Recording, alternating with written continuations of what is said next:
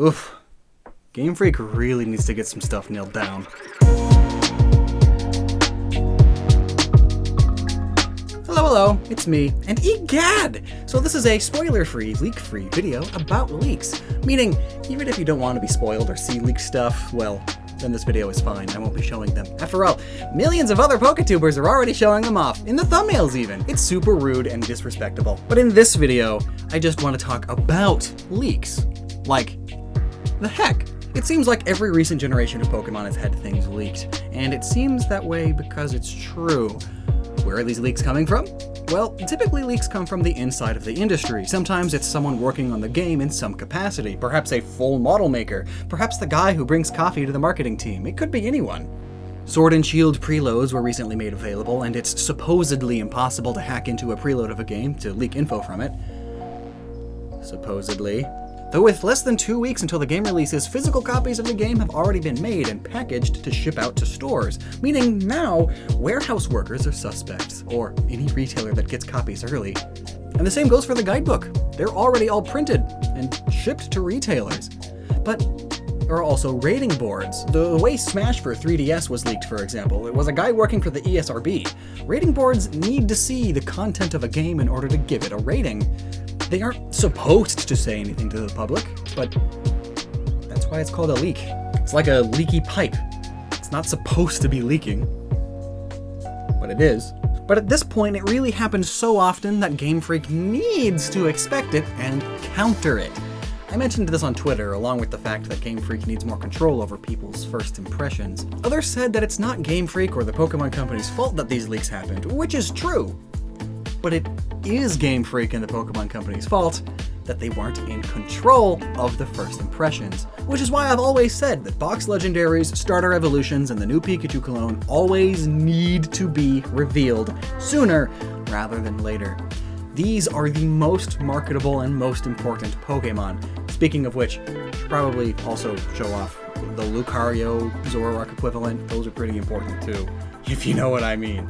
But because these Pokemon are all super important, they need to make a good first impression. First impressions are incredibly important because of our stupid, simple human brains. And those who say first impressions don't matter to them much are the ones most affected by them. Now, just so that we're not talking about the current leaks, let's look back at X and Y, when their final evolutions got leaked. We're seeing the same thing now. Oh no! They suck! They are so ugly! I guess I'm not going to have a starter this generation. So much wasted potential. How could they have ruined Froakie? These are fake. Greninja is too different. These are fake. Delphox is too bad to be real. Man, fan concepts are so much better. And it was the same thing with Sun and Moon. We see it every single gen this happens, which is every gen now. It's because instead of getting a nice animated trailer that shows off the Pokemon, their personalities, their unique abilities, we get a small blurry image or some concept art. That's a terrible first impression. I saw a tweet by TrueGreen7 recently about how he hated Greninja at first, but after finally seeing it in motion, he got it and started to really like it. And I'm hoping that this is going to be the case with me and one of the new starters, because I've mentioned which one on Twitter, but I won't say it here. But not everyone is as cool as TrueGreen7. Some people can't get over their first impressions. How they're still Pokemon fans then, I'll never know. But I get that people like the new mystery of a new Pokemon game, seeing never-before gym leaders and Pokemon and locations while you're playing the game. Yeah, it's really cool to go into a game blind. And the last thing we need is another marketing season like what we got with Sun and Moon. They revealed like 90% of the game in trailers. And yet, even then, they still had the final evolutions of the starters leaked instead of revealing it themselves first. Thus, they didn't get to control the first impressions. You cannot understate how important that is. With the marketing of Sword and Shield, we had like the polar opposite of Sun and Moon's marketing. We got comparatively nothing. Very, very little, which just means more and more of it is being seen for the first time through low-quality images rather than a crisp and controlled Pokemon Direct.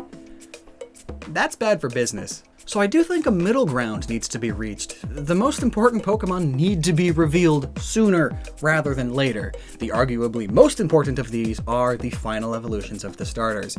I mean, with the leak info, my opinions on these starters did a total 180.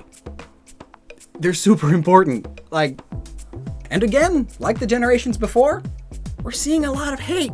But I feel like most of it, even my own, is unjustified because we aren't seeing them in motion. A lot of personality and charm is portrayed through the way a character moves, more so than how it looks in a still image.